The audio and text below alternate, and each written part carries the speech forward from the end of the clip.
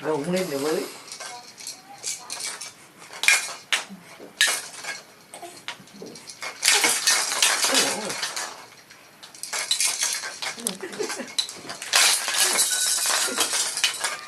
Phá hoại.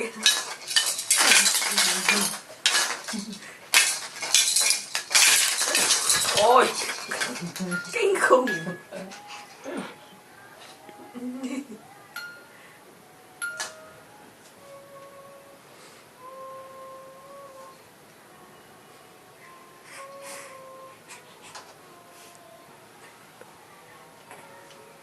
Là em mũi thế có cái ấy viêm mũi gì giỏi cho nó hết đi.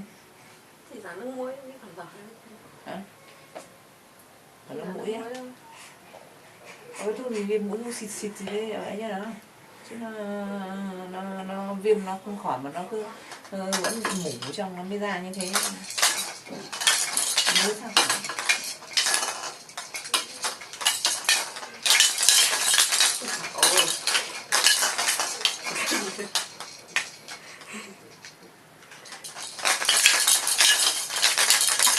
Yeah.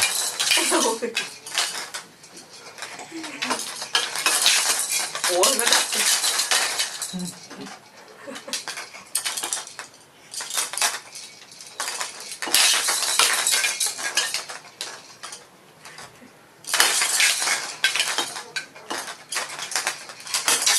Ủa thằng phá hoại.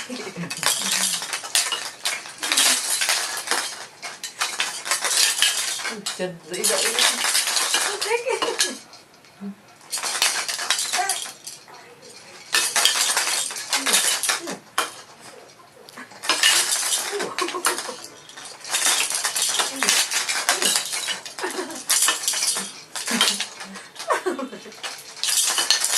Chân nó lôi dễ dậy.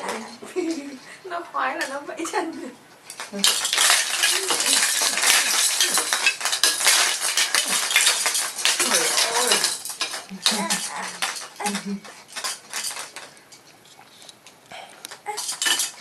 Nè, như thế.